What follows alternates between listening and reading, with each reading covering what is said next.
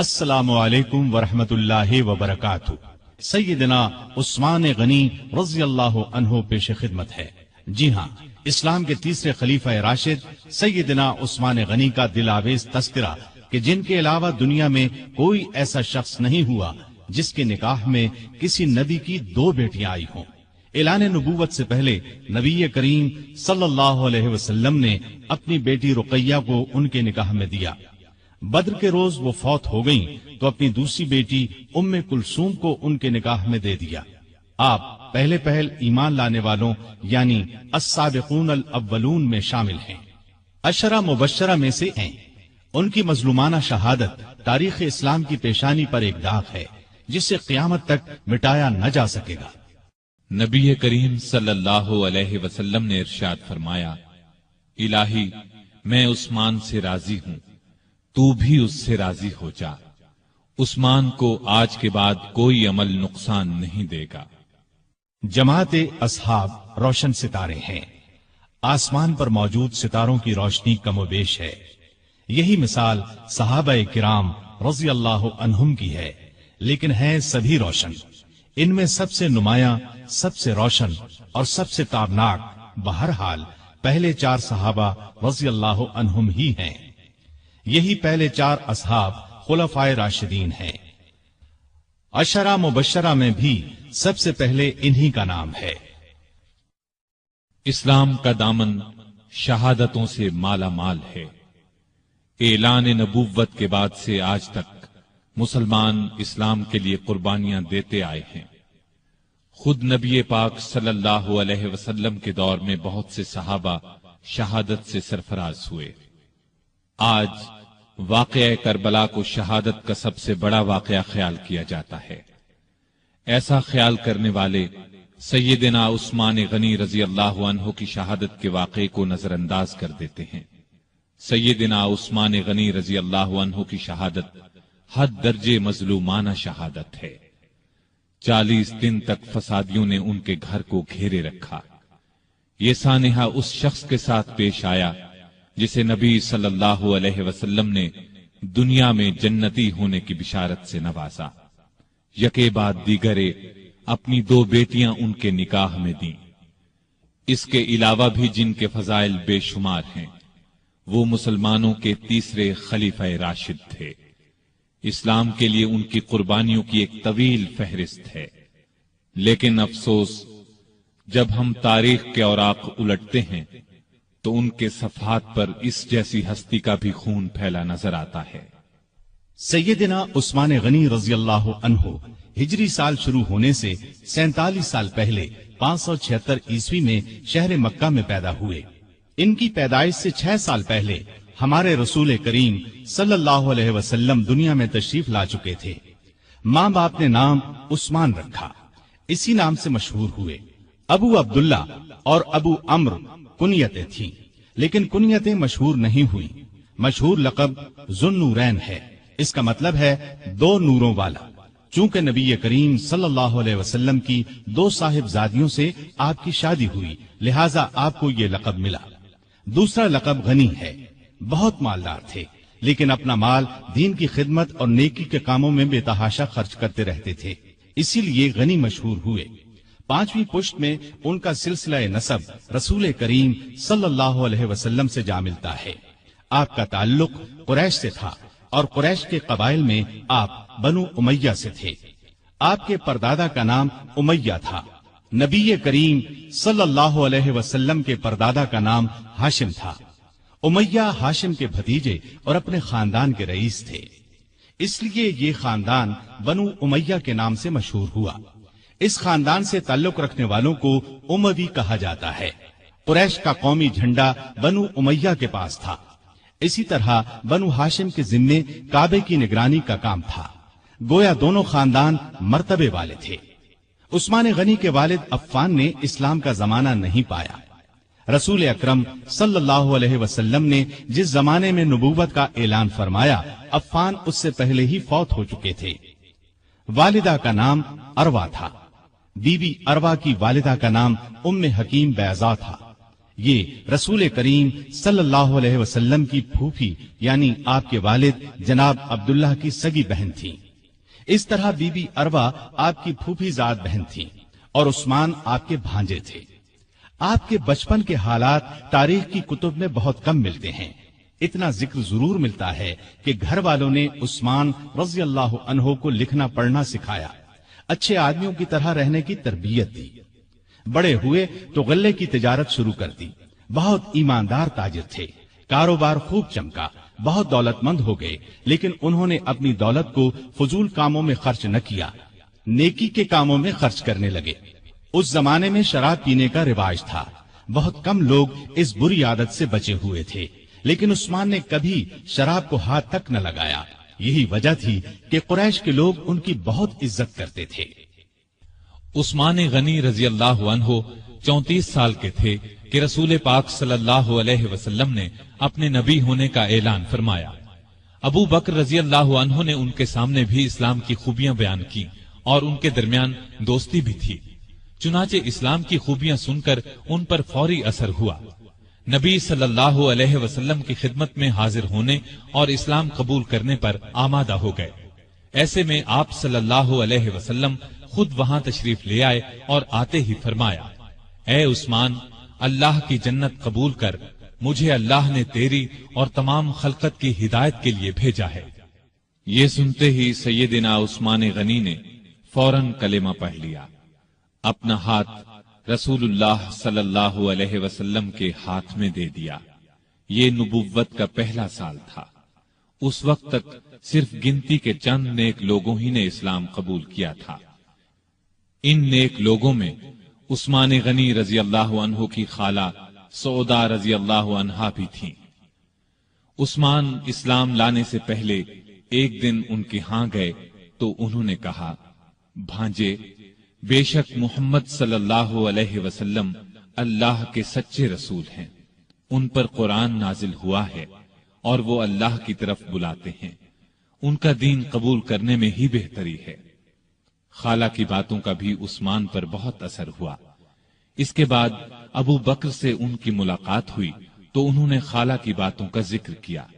اس پر سیدنا ابو بکر صدیق رضی اللہ عنہ نے فوراً فرمایا، اللہ کی قسم، جو کچھ تمہاری خالہ نے کہا ہے وہ بالکل سچ ہے۔ پھر انہوں نے خود بھی اسلام کی خوبیوں کا ذکر کیا۔ عثمان غنی رضی اللہ عنہ کا دل بالکل موم ہو گیا۔ پھر جو ہی نبی صلی اللہ علیہ وسلم وہاں تشریف لائے، عثمان غنی رضی اللہ عنہ نے کلمہ پڑھ لیا۔ جناب ذوالنورین میں اس قدر خوبیاں تھیں کہ ان کے اسلام قبول کرنے کے کچھ ہی عرصے بعد رسول کریم صلی اللہ علیہ وسلم نے اپنی منجلی بیٹی رقیہ رضی اللہ عنہا کی شادی ان سے کر دی۔ اس طرح عثمان رضی اللہ عنہ رسول کریم صلی اللہ علیہ وسلم کے داماد بنے۔ نبوت کے اعلان کو جب 4 سال گزر گئے تو نبی صلی اللہ علیہ وسلم نے لوگوں کو اعلانیہ اسلام کی طرف بلانا شروع کیا۔ اس پر مکے کے مشرک آپ صلی اللہ علیہ وسلم کے اور مسلمانوں کے دشمن ہو گئے، مسلمانوں پر ظلم کے پہاڑ توڑنے لگے۔ عثمان غنی کے کافر چچا حکم بن ابی العاص کو ان کے اسلام لانے کے بارے میں معلوم ہوا تو آگ بگولا ہو گیا۔ عثمان غنی کو رسیوں سے جکڑ کر مارنے پیٹنے لگا اور ان سے کہتا کہ یہ نیا مذہب چھوڑ دو۔ سیدنا عثمان غنی رضی اللہ عنہ یہ مار پیٹ صبر اور حوصلے سے برداشت کرتے رہے، جواب میں یہی فرماتے، جو چاہو کر لو، اسلام کو تو اب نہیں چھوڑوں گا۔ آخر حکم تھک گیا، انہیں ان کے حال پر چھوڑ دیا۔ دوسرے کافر بھی آپ کو ستاتے رہے۔ جب کافروں کا ظلم حد سے بڑھا تو نبوت کے 5ویں سال نبی صلی اللہ علیہ وسلم نے مسلمانوں سے فرمایا، تم لوگ یہاں سے نکل کر حبشہ چلے جاؤ، وہاں کا بادشاہ اچھا آدمی ہے، کسی پر ظلم نہیں ہونے دیتا، جب تک اللہ تعالی تمہاری اس مصیبت کو دور نہیں کر دیتا اس وقت تک تم لوگ وہیں ٹھہرو۔ چنانچہ صحابہ کرام رضوان اللہ تعالی علیہم اجمعین کے پہلے گروہ نے حبشہ کی جانب ہجرت کی۔ اس گروہ میں 12 مرد اور 4 عورتیں تھیں۔ سیدنا عثمان غنی رضی اللہ عنہ ان کے امیر تھے اور ان کے ہمراہ ان کی زوجہ محترمہ رسول اللہ صلی اللہ علیہ وسلم کی صاحبزادی رقیہ رضی اللہ عنہا بھی تھیں۔ حبشہ عرب کے جنوب مغرب کی طرف سمندر پار افریقہ کے بر اعظم میں واقع ہے۔ سمندر کا نام بحیرہ قلزم ہے۔ آج کل یہ ملک ایتھوپیا کہلاتا ہے۔ اس زمانے میں حبشہ کے بادشاہ کو نجاشی کہا جاتا تھا۔ اس وقت جو بادشاہ حبشہ پر حکومت کرتا تھا وہ مذہب کے اعتبار سے عیسائی تھا، لیکن بہت نیک دل تھا اور انصاف پسند تھا۔ دوسرے مذہب کے لوگوں پر خود ظلم کرتا، نہ کسی اور کو ان پر ظلم کرنے دیتا تھا۔ سیدنا عثمان غنی رضی اللہ عنہ کی ہجرت کے بارے میں نبی صلی اللہ علیہ وسلم نے یہ الفاظ ارشاد فرمائے: ابراہیم اور لوط علیہ السلام کے بعد عثمان غنی رضی اللہ عنہ پہلے شخص ہیں جنہوں نے اپنے گھر والوں کے ساتھ ہجرت کی۔ ہجرت کے معانی ہیں جدائی یا اپنا وطن اور گھر بار چھوڑ کر کسی دوسرے ملک یا شہر میں جا بسنا۔ اسلام میں ہجرت کا مطلب ہے اپنا وطن اور گھر بار چھوڑ کر کسی دوسرے ملک یا شہر میں اس لیے جانا کہ اپنے دین کو بچایا جا سکے اور کسی ڈر یا رکاوٹ کے بغیر اللہ کی بندگی کی جا سکے۔ دین کی خاطر اپنا پیارا وطن اور گھر بار چھوڑنا بہت بڑی قربانی ہے، اس کا بہت زیادہ ثواب ہے۔ ان مسلمانوں کو ابھی حبشہ گئے 3 ماہ ہی گزرے تھے کہ ان تک یہ خبر پہنچی کہ مکے کے سبھی کافر مسلمان ہو گئے ہیں۔ یہ خبر سن کر انہیں بہت خوشی ہوئی۔ سب مکے کی طرف واپس پلٹے۔ عثمان غنی اور ان کی زوجہ محترمہ رقیہ بھی ساتھ تھیں۔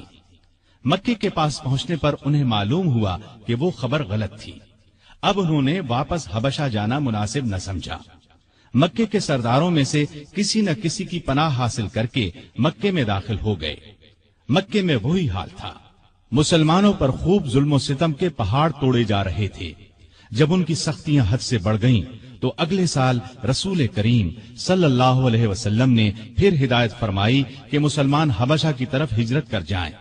اس مرتبہ 102 مسلمان مرد اور عورتیں حبشہ کی طرف روانہ ہوئے۔ ان میں سیدنا عثمان غنی اور سیدہ رقیہ بھی تھے۔ یہ ان کی حبشہ کی طرف دوسری ہجرت تھی۔ حبشہ پہنچ کر یہ لوگ امن اور چین کی زندگی بسر کرنے لگے۔ قریش نے اپنے آدمی حبشہ بھیج کر کوشش کی کہ نجاشی ان لوگوں کو ان کے حوالے کر دے، لیکن اس نے ایسا کرنے سے انکار کر دیا۔ اس طرح یہ لوگ کئی سال وہاں رہے۔ نبی کریم صلی اللہ علیہ وسلم کے مدینے کی طرف ہجرت کرنے سے کچھ عرصہ قبل یہ پھر مکے پہنچے۔ نبوت کے 13ویں سال رسول پاک صلی اللہ علیہ وسلم نے مسلمانوں کو ہدایت کی کہ وہ ہجرت کر کے یثرب چلے جائیں۔ یثرب مکے کے شمال میں قریباً 421 کلومیٹر دور ایک بہت پرانا شہر تھا۔ وہاں کے رہنے والے بہت سے لوگ مسلمان ہو چکے تھے۔ انہوں نے نبی کریم صلی اللہ علیہ وسلم کو یثرب آنے کی دعوت دی اور یہ عزم ظاہر کیا کہ وہ مرتے دم تک آپ کی حفاظت اور مدد کریں گے۔ ان نیک لوگوں کو اسی لیے انصار یعنی مددگار کہا جاتا ہے۔ آپ نے ان کی دعوت قبول فرمائی، لیکن خود یثرب کی طرف روانہ ہونے سے پہلے آپ نے اپنے پیارے ساتھیوں کو مدینے کی طرف ہجرت کرنے کی دعوت دی۔ اس طرح آپ کی اجازت سے مسلمانوں نے ہجرت شروع کی اور سوائے چند ایک مسلمانوں کے سب مدینے پہنچ گئے۔ عثمان اور رقیہ نے بھی اس زمانے میں مدینے کی طرف ہجرت کی۔ اس تیسری ہجرت میں ان کے ساتھ ان کے بیٹے عبداللہ بھی تھے۔ یہ حبشہ میں پیدا ہوئے تھے۔ یثرب پہنچ کر اوس بن ثابت انصاری کے مہمان بنے۔ پھر نبی کریم صلی اللہ علیہ وسلم جناب ابو بکر صدیق رضی اللہ عنہ کے ساتھ ہجرت کر کے وہاں پہنچے اور یثرب کو مدینۃ النبی کہا جانے لگا، یعنی نبی کا شہر۔ اس کے بعد صرف مدینہ نام رہ گیا۔ مدینے میں مسلمانوں کو پانی کی سخت تکلیف تھی۔ سارے شہر میں صاف اور میٹھے پانی کا صرف ایک کنواں تھا۔ اس کا نام بئر روما تھا۔ کنویں کا مالک ایک یہودی تھا۔ وہ پیسے لیے بغیر اس کنویں سے پانی نہیں لینے دیتا تھا۔ عثمان نے یہ کنواں مسلمانوں کے لیے خریدنا چاہا۔ یہودی فروخت کرنے پر آمادہ نہ ہوا۔ बड़ी मुश्किल से 12,000 दिरहम में कुएं का आधा हिस्सा बेचने पर रजामंद हुआ। ये इस तरह तय हुआ कि एक दिन यहूदी की पानी लेने की बारी होगी, एक दिन सैयदना उस्मान की। जिस दिन सैयदना उस्मान की बारी होती थी, मुसलमान इतना पानी भरकर रख लेते थे कि 2 दिन के लिए काफी हो जाता था। जब उस यहूदी ने देखा कि अब उसे कुएं से कोई फायदा नहीं होता, तो उसने कुएं का बाकी निस्फ हिस्सा भी फरोख्त कर दिया। ये हिस्सा भी सैयदना उस्मान ने खरीद लिया और सारा कुआं मुसलमानों के लिए वक्फ कर दिया। अब कोई रोक टोक न रही, मुसलमान जिस वक्त चाहते पानी ले सकते थे। आपने ये कुआं मुसलमानों के लिए 20,000 दिरहम में खरीदा। भाईचारा कराते वक्त नबी करीम सल्लल्लाहु अलैहि वसल्लम ने औस बिन साबित अंसारी को आपका भाई बनाया। हिजरत के बाद आप इन्हीं के हां उतरे थे। ऊंचे रुतबे के सहाबी थे। उहुद की लड़ाई में शहादत पाई। इब्तिदा में मस्जिद नबवी बहुत छोटी सी थी। मुसलमानों की तादाद में इजाफा हुआ तो नबी करीम सल्लल्लाहु अलैहि वसल्लम ने इरादा फरमाया 7 वाली जमीन मस्जिद के लिए खरीद ली जाए। आपने ऐलान फरमाया कि कोई है जो इस जमीन को खरीद कर मस्जिद में शामिल कर दे और बदले में जन्नत ले ले। इस पर सैयदना उस्मान फौरन आगे बढ़े, 10,000 दिरहम में जमीन खरीद कर मस्जिद के लिए पेश कर दी। हिजरत के दूसरे साल रमजान में बद्र की लड़ाई पेश आई। उस वक्त नबी सल्लल्लाहु अलैहि वसल्लम की प्यारी बेटी और उस्मान की ज़ौजा मुहतरमा सैयदा रुक़ैया रज़ी अल्लाहु अन्हा सख्त बीमार थीं। आप सल्लल्लाहु अलैहि वसल्लम ने उनकी देखभाल के लिए उस्मान रज़ी अल्लाहु अन्हु को मदीने में छोड़ा और उनसे फरमाया, तुम्हें उस शख्स के बराबर सवाब मिलेगा जो लड़ाई में शरीक होगा। तुम यहां रहकर रुक़ैया की तीमारदारी करो। आप सल्लल्लाहु अलैहि वसल्लम ने अपने एक और करीबी सहाबी उसामा बिन ज़ैद रज़ी अल्लाहु अन्हु को भी मदीने में छोड़ा ताकि वो तीमारदारी के सिलसिले में उस्मान रज़ी अल्लाहु अन्हु की मदद करें। जिस रोज बद्र का मारका हुआ और मुसलमानों को फतह नसीब हुई, उसी रोज मदीने में सैयदा रुक़ैया रज़ी अल्लाहु अन्हा का इंतकाल हुआ। सैयदना उस्मान गनी रज़ी अल्लाहु अन्हु को सैयदा रुक़ैया रज़ी अल्लाहु अन्हा की वफात से बहुत सदमा पहुंचा। नबी करीम सल्लल्लाहु अलैहि वसल्लम बद्र से वापस तशरीफ लाए। बेटी के इंतकाल की इत्तिला मिली। बहुत सदमा महसूस हुआ। आंखों से आंसू जारी हो गए। रुक़ैया रज़ी अल्लाहु अन्हा की कब्र पर तशरीफ ले गए।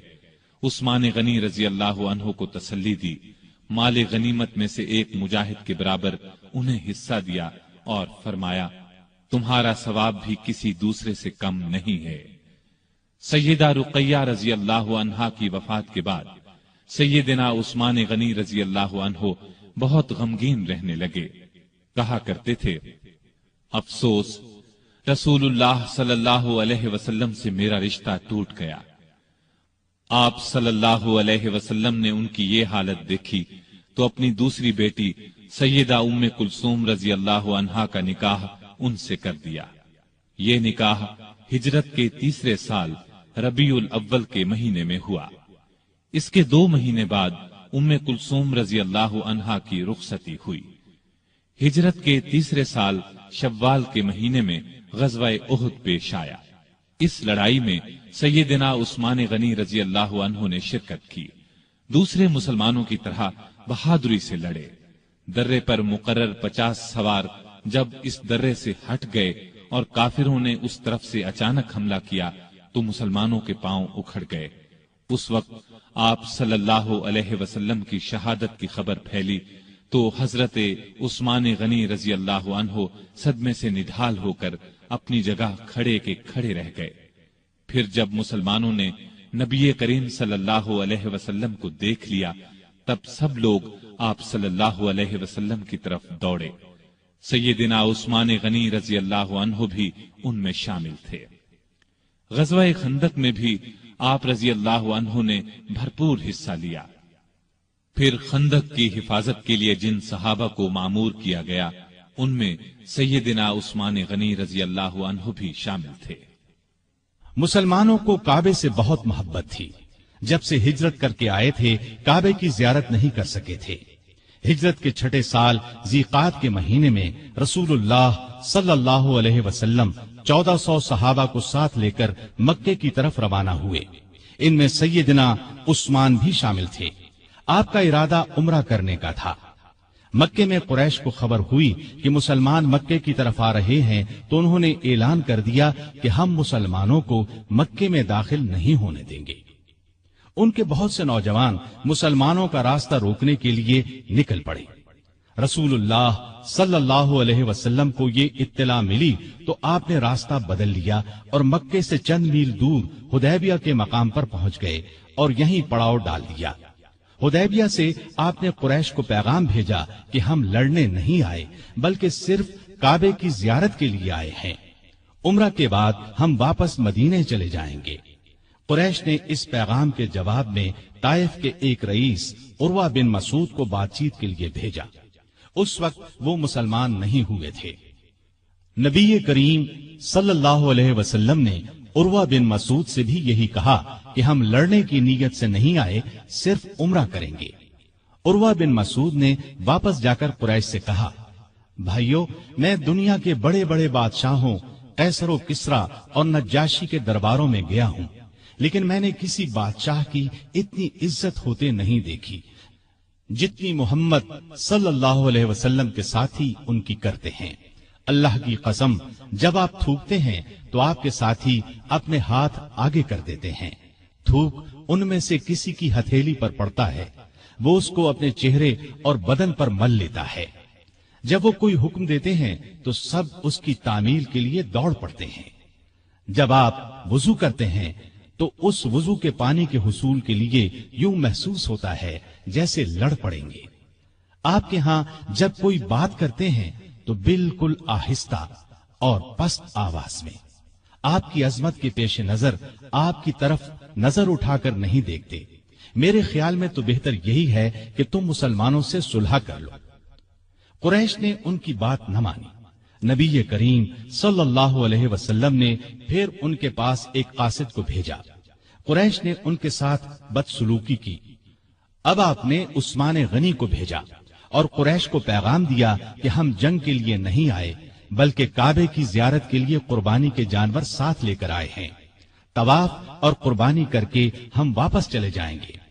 سیدنا عثمان سے ان کے قریبی تعلقات تھے۔ اس پر انہوں نے کہا، آپ عمرہ کر لیں، ہم دوسرے مسلمانوں کو مکے میں داخل نہیں ہونے دیں گے۔ سیدنا عثمان نے جواب دیا، میں رسول اللہ صلی اللہ علیہ وسلم اور دوسرے مسلمانوں کے بغیر عمرہ نہیں کروں گا۔ اس پر کافروں نے انہیں مکے میں روک لیا۔ ادھر یہ خبر پھیل گئی کہ عثمان رضی اللہ عنہ کو شہید کر دیا گیا ہے۔ سیدنا عثمان رضی اللہ عنہ کے واپس نہ آنے کی وجہ سے مسلمانوں کو بھی اس خبر پر یقین ہو گیا۔ انہیں شدید صدمہ ہوا، غصہ بھی بہت آیا۔ وہ سب کافروں سے بدلہ لینے کے لیے بے چین ہو گئے۔ حالت اس وقت یہ تھی کہ مسلمان صرف 1400 تھے، لڑائی کا سامان پاس نہیں تھا، ان کے پاس صرف تلواریں تھیں۔ دوسری طرف دشمن پوری تیاری کے ساتھ ان پر حملہ کر سکتا تھا۔ وہ ہزاروں تھے اور اپنے گھر میں تھے، لیکن نبی کریم صلی اللہ علیہ وسلم کا بھروسہ تو اپنے رب پر تھا۔ آپ نے ببول کے ایک درخت کے نیچے اپنے تمام صحابہ سے بیعت لی کہ عثمان کا بدلہ لینے کے لیے لڑیں گے، مرتے دم تک پیچھے نہیں ہٹیں گے۔ سیدنا عثمان کی طرف سے آپ نے خود اپنے ایک ہاتھ پر دوسرا ہاتھ رکھ کر بیعت کی۔ مطلب یہ کہ آپ نے اپنے دوسرے ہاتھ کو سیدنا عثمان کا ہاتھ قرار دیا اور فرمایا، اور یہ عثمان کا ہاتھ ہے۔ اس بیعت کو بیعت رضوان کہا جاتا ہے، اس لیے کہ اس میں شریک ہونے والوں سے اللہ تعالیٰ نے اپنے راضی ہونے کا اعلان فرمایا۔ یہ اعلان قرآن کریم کی سورہ فتح میں ہے۔ اللہ تعالیٰ نے فرمایا، لقد رضي الله عن المؤمنين إذ يبايعونك تحت الشجرة۔ اللہ مومنوں سے خوش ہو گیا جب وہ درخت کے نیچے تم سے بیعت کر رہے تھے۔ گویا جن لوگوں نے اس وقت یہ بیعت کی، اللہ ان سے خوش ہو گیا۔ اس سے بڑی خوش بختی اور کیا ہو سکتی ہے کہ اللہ خوش ہو جائے۔ اس لیے سیدنا عثمان غنی رضی اللہ عنہ کی شہادت کی خبر کے باوجود رسول اللہ صلی اللہ علیہ وسلم نے اپنے ایک ہاتھ کو سیدنا عثمان غنی رضی اللہ عنہ کا ہاتھ قرار دے کر اس بیعت میں انہیں بھی شامل کر لیا تھا، تاکہ شہادت کے بہت بڑے مرتبے کے ساتھ ساتھ وہ ان لوگوں میں بھی شامل ہو جائیں جن سے اللہ راضی ہو گیا۔ بیعت کے بعد مسلمان لڑائی کی تیاری کر رہے تھے کہ عثمان غنی رضی اللہ عنہ وہاں پہنچ گئے۔ انہیں زندہ سلامت دیکھ کر مسلمان بہت خوش ہوئے۔ ادھر مسلمانوں کے جوش اور جذبے کی کیفیت دیکھ کر کافر مسلمانوں سے صلح پر آمادہ ہو گئے۔ انہوں نے چند شرائط پر مسلمانوں سے صلح کر لی۔ ایک معاہدہ لکھا گیا، اس میں یہ تمام شرائط درج کی گئیں۔ اس معاہدے کا نام صلح حدیبیہ مشہور ہوا اور یہ بیعت رضوان کے نام سے مشہور ہوئی۔ معاہدے کی ایک شرط یہ بھی تھی کہ اس سال مسلمان عمرہ کیے بغیر چلے جائیں۔ اگلے سال ذی-قعدہ کے مہینے میں قریش 3 دن کے لیے مکے سے نکل جائیں گے، مسلمان ان دنوں میں عمرہ کر لیں۔ چنانچہ آپ صلی اللہ علیہ وسلم تمام صحابہ کے ساتھ واپس چلے گئے۔ بیعت رضوان کے بعد عثمان غنی رضی اللہ عنہ خیبر کی لڑائی میں شریک ہوئے۔ یہ لڑائی ہجرت کے 7ویں سال محرم کے مہینے میں پیش آئی۔ فتح کے بعد رسول اللہ صلی اللہ علیہ وسلم نے سیدنا عثمان غنی رضی اللہ عنہ کو خیبر میں زمین کا ایک حصہ عنایت فرمایا۔ ہجرت کے 8ویں سال نبی کریم صلی اللہ علیہ وسلم 10,000 صحابہ کے ساتھ مکے کی طرف روانہ ہوئے۔ ان میں سیدنا عثمان غنی بھی شامل تھے۔ مکے کی فتح کے بعد حنین کی لڑائی میں بھی عثمان غنی رضی اللہ عنہ نے شرکت کی۔ اس کے بعد تبوک کی لڑائی کا واقعہ پیش آیا۔ روم کا بادشاہ مدینے پر حملہ کرنا چاہتا تھا۔ نبی کریم صلی اللہ علیہ وسلم نے آگے بڑھ کر اس کا مقابلہ کرنے کا ارادہ فرمایا۔ آپ صلی اللہ علیہ وسلم نے ارد گرد سے بھی مدد کے لیے مسلمانوں کو بلا لیا۔ اس طرح ایک بڑا لشکر جمع ہو گیا۔ اتنے بڑے لشکر کے لیے خوراک، ساز و سامان، ہتھیاروں اور سواریوں کا انتظام ایک مسئلہ تھا۔ اس لیے نبی کریم صلی اللہ علیہ وسلم نے مسلمانوں سے دل کھول کر چندہ دینے کا اعلان کیا اور فرمایا کہ ایسا کرنے والوں کے لیے جنت ہے۔ مسلمانوں نے اس موقع پر ایک دوسرے سے بڑھ چڑھ کر حصہ لیا۔ سیدنا ابو بکر رضی اللہ عنہ گھر کا سارا سامان لے آئے۔ سیدنا عمر فاروق رضی اللہ عنہ گھر کا نصف سامان لے آئے۔ عبد الرحمن بن عوف رضی اللہ عنہ نے 40,000 درہم دیے۔ باقی صحابہ نے بھی جتنا زیادہ سے زیادہ ممکن تھا روپیہ اور سامان دیا۔ عورتوں نے اپنے زیور اتار کر ڈھیر کر دیے۔ اس روز سیدنا عثمان غنی رضی اللہ عنہ نے تو حد ہی کر دی۔ ہوا یہ کہ عثمان غنی رضی اللہ عنہ نے ملک شام کے لیے ایک قافلہ تیار کیا تھا جس میں پالان اور کجاوے سمیت 200 اونٹ تھے۔ تقریباً 30 کلو کے قریب چاندی تھی۔ آپ نے یہ سب صدقہ کر دیا۔ اس کے بعد پھر 100 اونٹ پالان اور کجاوے سمیت صدقہ کیا۔ اس کے بعد 1000 دینار جو تقریباً 5.5 کلو سونے کے برابر ہے نقد لے کر آئے اور انہیں نبی کریم صلی اللہ علیہ وسلم کی آغوش مبارک میں بکھیر دیا۔ رسول اللہ صلی اللہ علیہ وسلم انہیں الٹتے پلٹتے جاتے تھے اور فرماتے جاتے تھے، آج کے بعد عثمان جو بھی کریں انہیں ضرر نہ ہوگا۔ اس کے بعد سیدنا عثمان غنی رضی اللہ عنہ نے پھر صدقہ کیا اور صدقہ کیا، یہاں تک کہ ان کے صدقے کی مقدار نقدی کے علاوہ 900 اونٹ اور 100 گھوڑوں تک جا پہنچی۔ غزوہ تبوک کے سفر کے موقع پر بھی عثمان رضی اللہ عنہ ساتھ تھے۔ واپسی پر ام کلثوم رضی اللہ عنہا چند دن بیمار رہ کر وفات پا گئیں۔ نبی صلی اللہ علیہ وسلم اور عثمان رضی اللہ عنہ کو شدید صدمہ پہنچا۔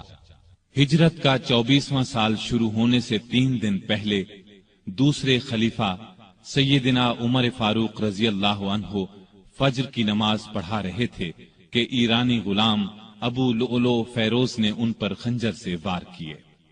اس پر وہ سخت زخمی ہو گئے۔ جب انہیں بچنے کی کوئی امید نہ رہی تو 6 صحابہ کے نام تجویز کیے اور فرمایا کہ ان میں سے کسی ایک کو خلیفہ چن لینا۔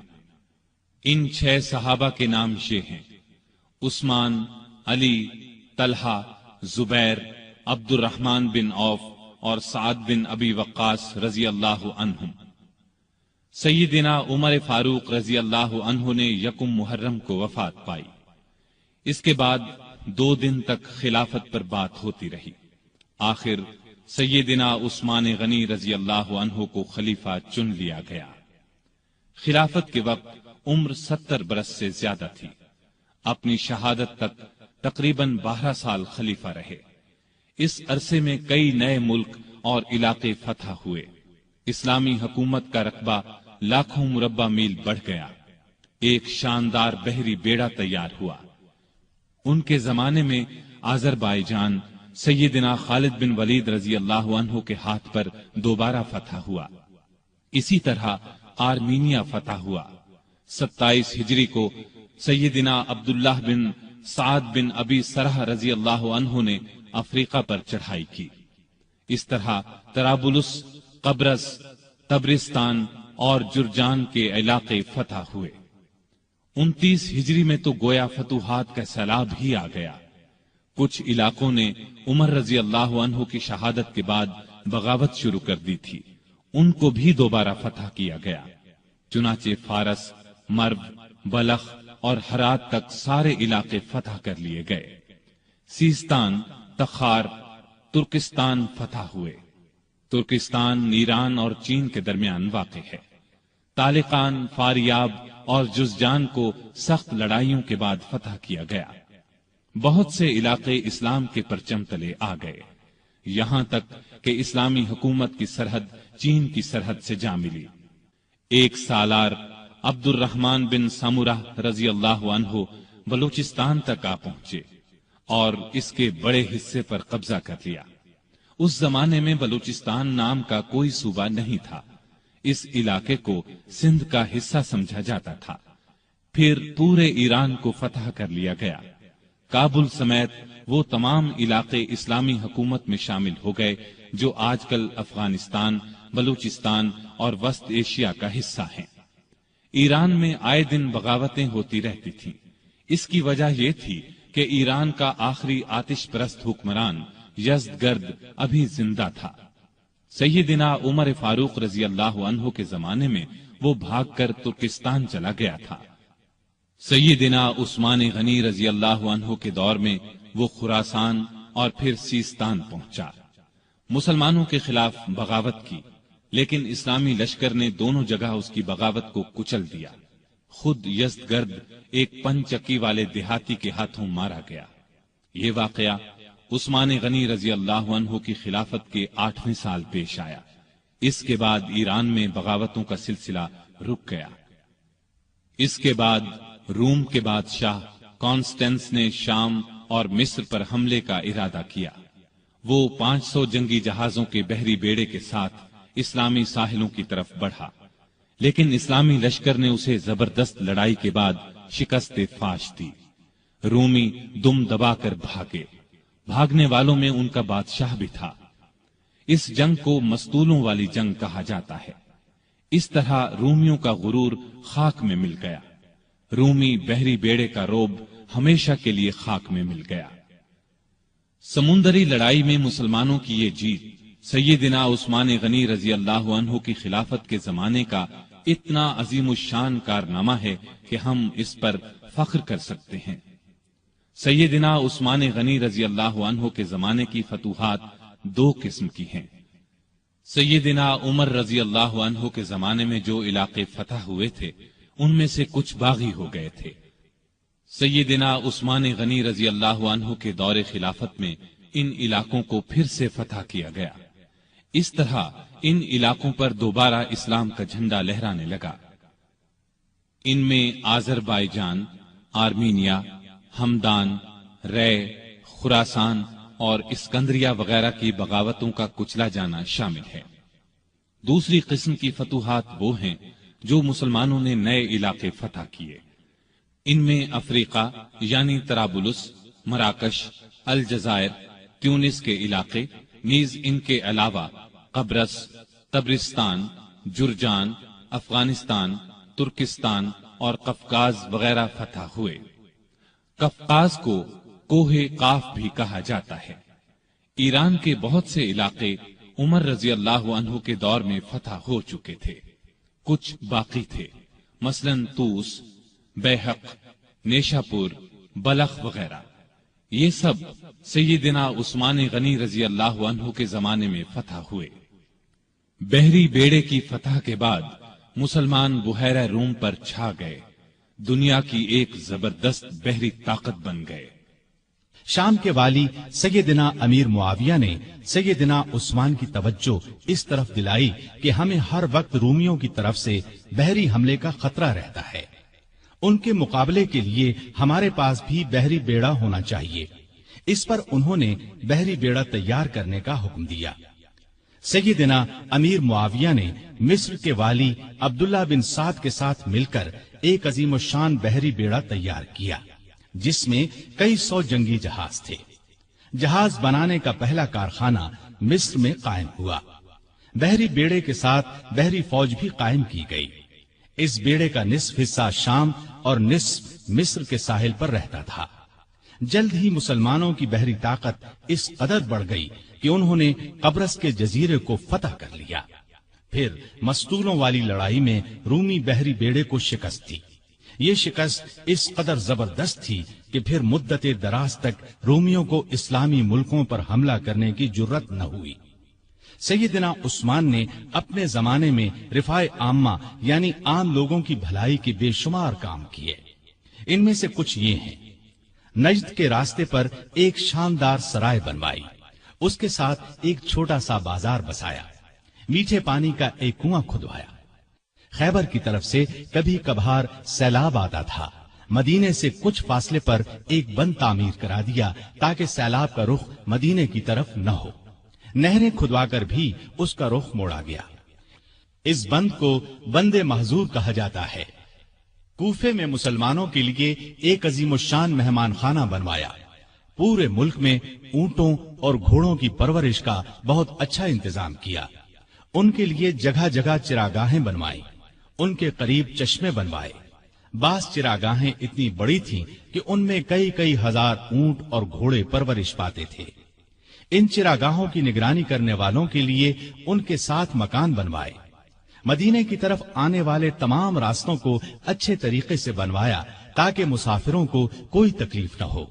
ان پر جگہ جگہ چوکیاں اور سرائیں بنوائیں، چشموں کے پانی کا انتظام کیا، سڑکیں بنوائیں، ندی نالوں اور دریاؤں پر پل بنوائے، مختلف شہروں میں مساجد تعمیر کروائیں۔ آپ کے زمانے میں مدینے میں ایک بڑا بیت المال تھا۔ اس کے علاوہ ہر صوبے میں ایک بیت المال ہوتا تھا۔ یہ گویا سرکاری خزانے تھے۔ ان سے حقداروں کو حق دیا جاتا، محتاجوں کی مدد کی جاتی۔ بے شمار نئے علاقے فتح ہونے کی وجہ سے ملک کی آمدنی بہت بڑھ گئی تھی۔ چنانچہ جن لوگوں کو بیت المال سے وظیفے ملتے تھے ان میں 100 درہم کا اضافہ کر دیا گیا۔ رمضان میں امہات المومنین یعنی امت کی ماؤں کو 2 درہم روزانہ، جبکہ دوسرے لوگوں کو 1 درہم بیت المال سے دیا جاتا تھا۔ اس کے علاوہ انہیں کھانا بھی دیا جاتا۔ مقدمات کا فیصلہ کرنے کے لیے جگہ جگہ قاضی مقرر تھے۔ قاضی عالم لوگوں کو مقرر کیا جاتا تھا، انہیں معقول تنخواہیں دی جاتی۔ قاضی حاکم کے ماتحت نہیں ہوتے تھے، اس طرح وہ ہر مقدمے کا فیصلہ قرآن اور حدیث کے مطابق کرتے تھے۔ ان پر کسی کا کوئی دباؤ نہیں ہوتا تھا۔ بڑے بڑے شہروں میں مفتی بھی تھے۔ قاضی حضرات کو کسی مسئلے میں کوئی مشکل پیش آتی تو وہ مفتیوں سے فتویٰ طلب کرتے، ان کے فتووں کے مطابق فیصلہ کرتے۔ حکومت کے کاموں میں سیدنا عثمان بڑے بڑے بزرگ صحابہ سے مشورے لیتے تھے۔ آپ ساری زندگی اپنے مال سے دین کی خدمت کرتے رہے۔ ایک خدمت یہ تھی کہ تمام مسلمانوں کو قرآن پاک کی ایک قرات پر جمع کر دیا، حرم شریف میں توسیع کروائی، ارد گرد کے مکانات خرید کر یہ کام کروایا۔ آپ نے خانہ کعبہ پر پہلی بار نہایت قیمتی غلاف چڑھایا۔ اس سے پہلے معمولی غلاف ہوتا تھا۔ مسجدوں میں خوشبوؤں کی دھونی آپ کے زمانے سے شروع ہوئی، صفوں کو سیدھا رکھنے کے لیے آدمی مقرر کیے۔ سیدنا عثمان غنی رضی اللہ عنہ اسلام کی تبلیغ اور اشاعت کا بہت خیال رکھتے تھے، دوسرے مذاہب کے لوگوں سے بہت اچھا سلوک کرتے تھے۔ مختصر یہ کہ آپ کے دور میں بہت شاندار کام ہوئے، اسلام نے بہت ترقی کی، لیکن افسوس آپ کی خلافت کے آخری چند سال بہت مشکلات میں گزرے۔ اس کی وجہ وہ فتنے تھے جو اندر ہی اندر پک رہے تھے، سلگ رہے تھے۔ فتنوں کی یہ آگ پھر بھڑک اٹھی۔ سیدنا عثمان غنی رضی اللہ عنہ کے خلاف فتنے برپا کرنے والے وہ لوگ تھے جو اپنے آپ کو مسلمان کہتے تھے، لیکن اصل میں وہ مسلمان نہیں تھے۔ انہوں نے مسلمانوں کا روپ دھار لیا تھا، اور یہ روپ انہوں نے دھارا ہی اس لیے تھا کہ مسلمانوں کی جڑوں کو کھوکھلا کریں، ان کے خلاف سازشیں کریں، فتنے جگائیں، انہیں آپس میں لڑا دیں تاکہ مسلمان کمزور سے کمزور ہوتے چلے جائیں۔ سیدنا عثمان غنی رضی اللہ عنہ کے خلاف سازشوں کا بازار جن لوگوں نے گرم کیا، ان کا سردار عبداللہ بن سبا تھا۔ یہ یہودی نسل کا ایک مکار آدمی تھا، اس نے پرہیزگاری کا لباس اوڑھ رکھا تھا، لوگ اس کی باتوں میں آتے چلے گئے، بے شمار لوگوں کو اس نے اپنا ہم خیال بنا لیا۔ اس نے سیدنا عثمان غنی رضی اللہ عنہ اور ان کے گورنروں کے خلاف لوگوں کو بھڑکانا شروع کر دیا۔ وہ ان کے ہر کام میں نقص نکالنے لگا، ان پر بے جا الزامات لگانے لگا۔ بہت سے کمزور ایمان والے لوگ اس کے گرد جمع ہو گئے۔ ان میں ایسے لوگ بھی تھے جو نئے نئے مسلمان ہوئے تھے، ان میں ابھی پختگی نہیں آئی تھی۔ کوفہ، بصرہ اور مصر میں اس نے سازشوں کا جال بچھا دیا۔ یہ جال اس قدر مہارت سے بچھایا گیا کہ بعض نیک دل لوگ بھی شک میں پڑ گئے کہ کہیں واقعی تو ایسا نہیں ہے۔ ایسے لوگوں میں بھی بے چینی پھیل گئی، پھر بے چینی کی یہ لہر مدینے کے لوگوں تک جا پہنچی۔ عبداللہ بن سبا اور اس کے حامیوں نے فتنے اور سازش کی یہ آگ الزامات کے ذریعے لگائی۔ اس نے الزام لگایا کہ عثمان غنی رضی اللہ عنہ نے اپنے رشتہ داروں کو خوش کرنے کے لیے انہیں بڑے بڑے عہدوں پر مقرر کر رکھا ہے۔ انہوں نے بیت المال سے بڑی بڑی رقمیں ایسے لوگوں کو دیں جو ان کے حقدار نہیں تھے، بلکہ زیادہ تر ان کے رشتہ دار تھے۔ طرابلس کی جنگ سے جو مال غنیمت حاصل ہوا، اس کا 5واں حصہ بیت المال کا حق تھا، لیکن انہوں نے مصر کے گورنر عبداللہ بن سعد کو دے دیا۔ جب سیدنا عثمان غنی رضی اللہ عنہ تک یہ باتیں پہنچیں تو انہوں نے بھرے مجمع میں ان الزامات کے یہ جوابات دیے۔ میں نے ان لوگوں کو خوش کرنے کے لیے نہیں، بلکہ لائق، بہادر اور بھروسے کے قابل سمجھ کر اونچے عہدوں پر مقرر کیا ہے۔ میں اپنے خاندان والوں سے واقعی محبت کرتا ہوں، لیکن ان کی خاطر ظالم نہیں بن سکتا۔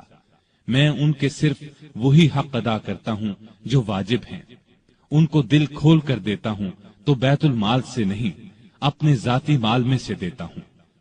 مسلمانوں کا مال میں اپنے لیے حلال سمجھتا ہوں اور نہ کسی دوسرے کے لیے۔ طرابلس کی لڑائی میں عبداللہ بن سعد اسلامی فوج کے سپاہ سالار تھے۔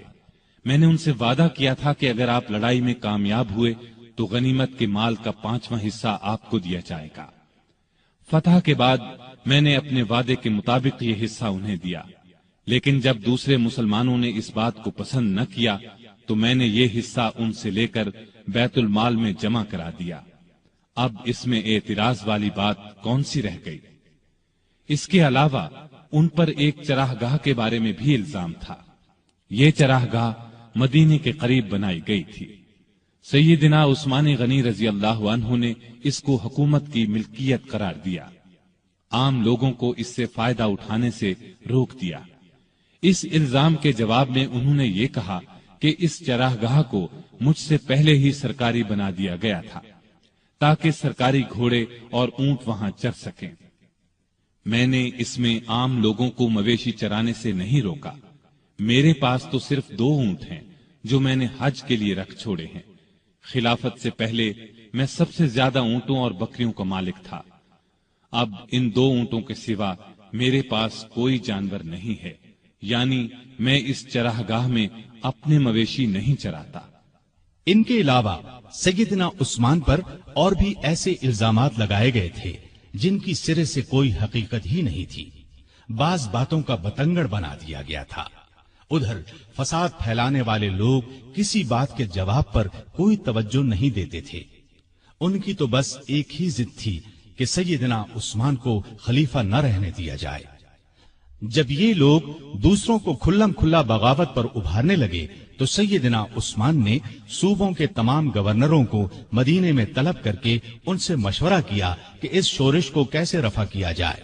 بعض نے رائے دی کہ فساد پھیلانے والوں کو سخت سزائیں دی جائیں، لیکن سیدنا عثمان بہت نرم مزاج تھے، ایسا کرنا پسند نہ کیا۔ دوسری کسی رائے پر بھی اتفاق نہ ہو سکا۔ سارے گورنر اپنے اپنے علاقوں کی طرف واپس روانہ ہو گئے۔ ان کے جانے کے بعد سیدنا عثمان نے شورش دور کرنے کے لیے 3 کام کیے۔ ایک یہ کہ کوفے کا گورنر سعید بن عاص کی جگہ بزرگ صحابی ابو موسیٰ اشعری کو مقرر فرمایا، کیونکہ کوفے کے باغی سعید بن عاص کے دشمن بن چکے تھے اور انہوں نے یہ مطالبہ کیا تھا کہ ابو موسیٰ اشعری کو کوفے کا گورنر بنایا جائے۔ دوسرا یہ کہ چند صحابہ کو تمام صوبوں میں یہ تحقیق کرنے کے لیے بھیجا کہ لوگوں کی جائز شکایات کیا ہیں اور ان کو کیسے دور کیا جا سکتا ہے۔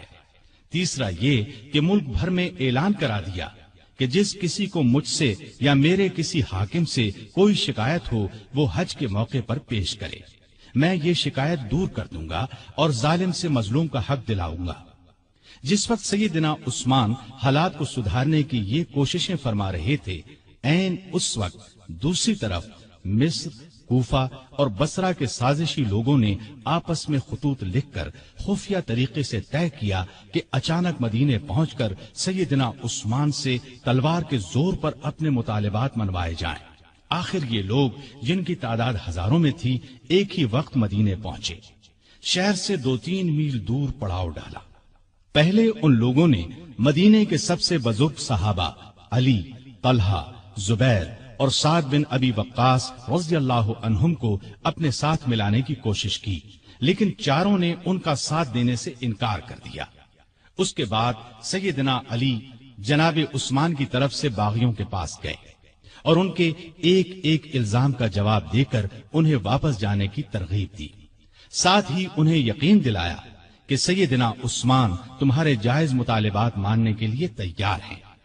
اس پر سارے باغی واپس جانے پر رضامند ہو گئے اور اپنے اپنے علاقے کی طرف روانہ ہو گئے۔ اس واقعے کو چند ہی روز گزرے تھے کہ ایک دن مدینے کی گلیاں گھوڑوں کی ٹاپوں اور انتقام کی آوازوں سے گونج اٹھی۔ لوگ گھبرا کر باہر نکلے۔ انہوں نے دیکھا کہ مصری باغیوں کی جماعت پھر واپس آ گئی ہے۔ سیدنا علی آگے بڑھے اور ان سے واپس آنے کا سبب پوچھا تو انہوں نے جواب دیا کہ ہم واپس جا رہے تھے، راستے میں ایک شخص کو دیکھا جو مدینے کی طرف سے آ رہا تھا اور بڑی تیزی سے مصر کی طرف جا رہا تھا۔ ہمیں اس کی چال ڈھال سے شبہ گزرا، روک کر اس کی تلاشی لی تو اس کے پاس سے ایک خط ملا۔ وہ خط مصر کے گورنر کے نام تھا۔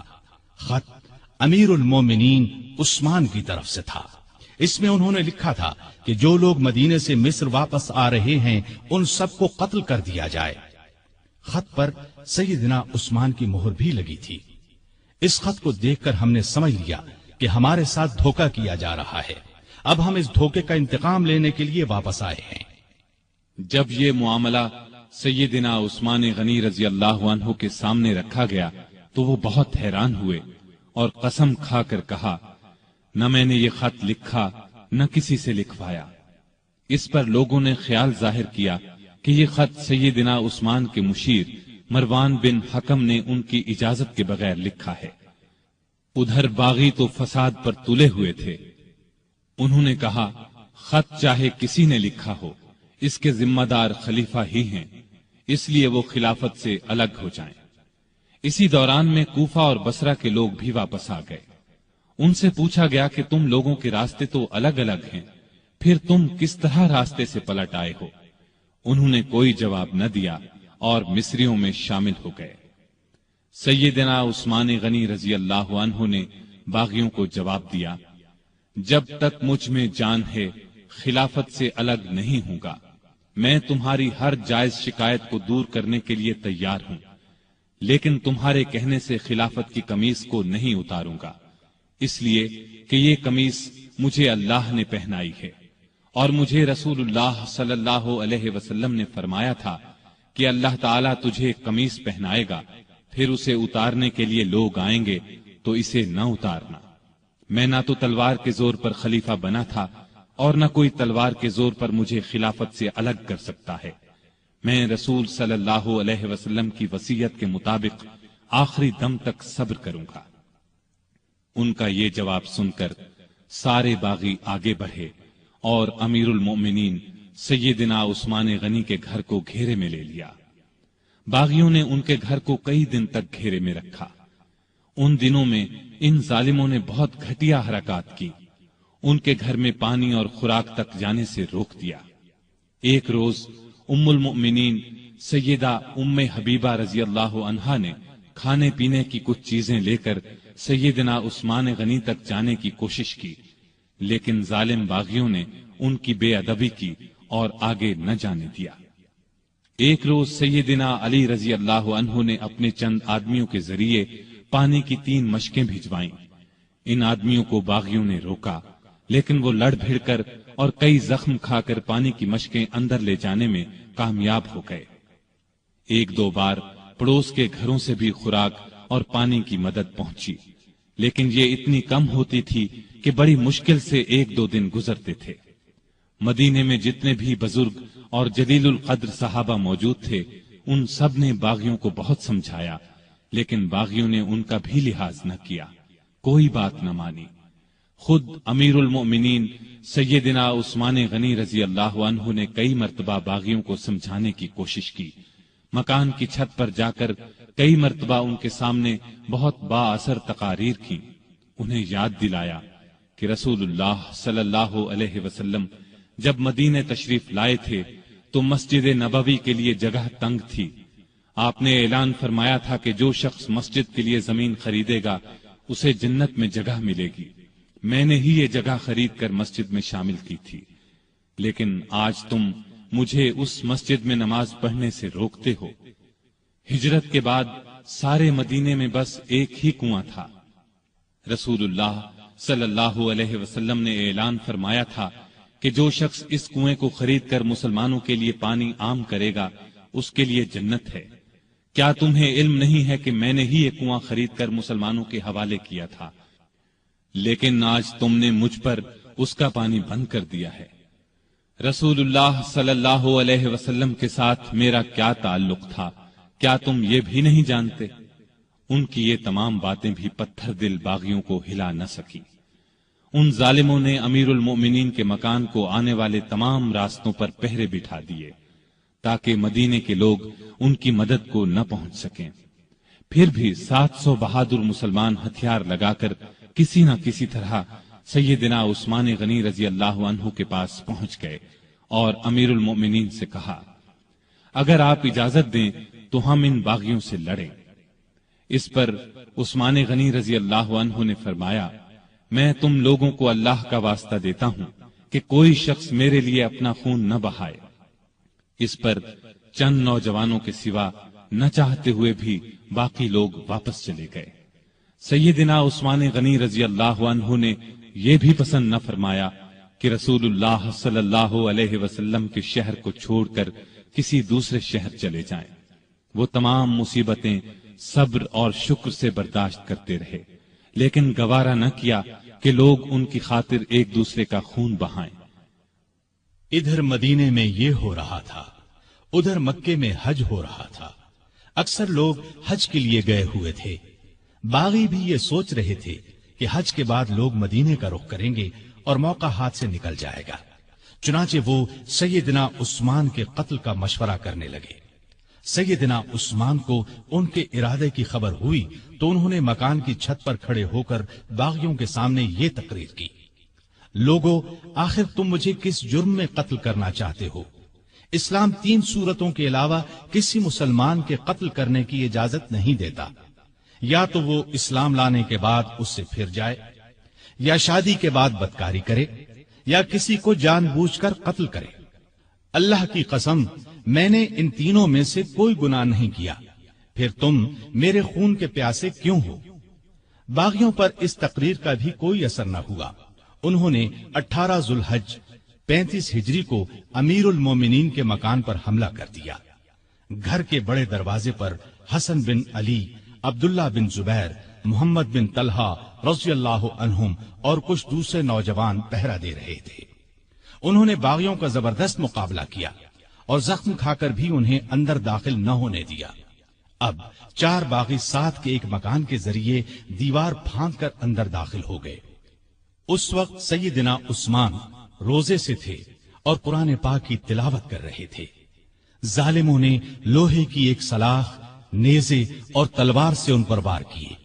ان کی زوجہ محترمہ سیدہ نائلہ انہیں بچانے کے لیے آگے بڑھیں تو تلوار کے وار سے ظالموں نے ان کی انگلیاں کاٹ دیں۔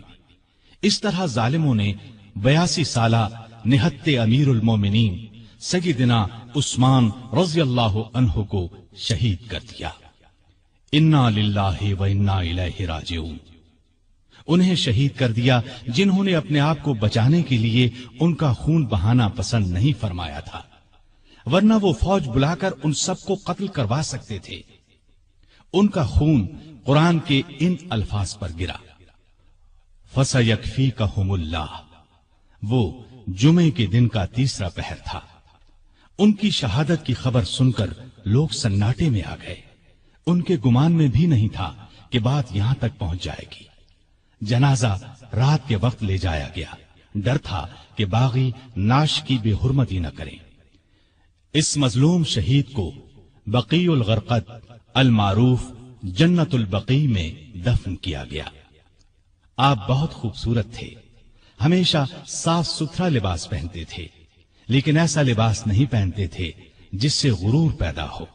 گھر کے افراد کو بھی ایسا لباس نہیں پہننے دیتے تھے۔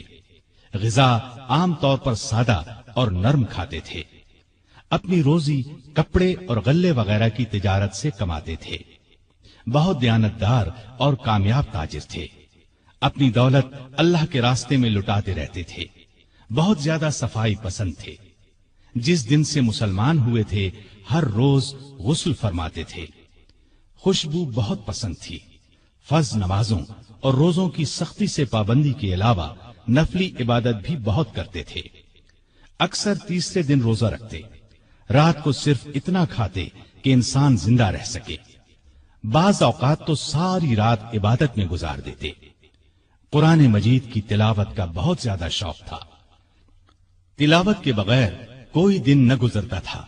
ہر سال حج کے لیے جاتے، آخری سال باغیوں کے محاصرے کی وجہ سے نہ جا سکے۔ لکھنا پڑھنا جانتے تھے، وحی کی کتابت بھی کرتے تھے۔ وحی نازل ہوتی تو اکثر نبی کریم صلی اللہ علیہ وسلم انہیں لکھنے کے لیے بلاتے۔ قرآن کے بہت بڑے عالم اور حافظ تھے۔ رسول اللہ صلی اللہ علیہ وسلم کی 146 احادیث آپ کے ذریعے سے امت تک پہنچی۔ شریعت کے مسائل سے بخوبی واقف تھے۔ لوگ ان سے مسئلے پوچھتے تھے۔ نبی کریم صلی اللہ علیہ وسلم کی دوسری بیٹی سیدہ ام کلثوم کی وفات کے بعد آپ نے کچھ اور نکاح بھی کیے۔ 9 یا 7 بیٹیاں اور 8 بیٹے ہوئے۔ 2 بیٹے بچپن ہی میں فوت ہو گئے۔ ان کے ایک بیٹے ابان نے شہرت پائی، بنو امیہ کی حکومت میں اونچے عہدوں پر کام کیا۔ حیا سیدنا عثمان میں بہت زیادہ تھی، حتیٰ کہ فرشتے بھی ان سے حیا کرتے تھے۔ اللہ کا خوف بہت تھا۔ موت، قبر اور قیامت کا ہر وقت خیال رہتا۔ آپ کی سخاوت انتہا کو پہنچی ہوئی تھی۔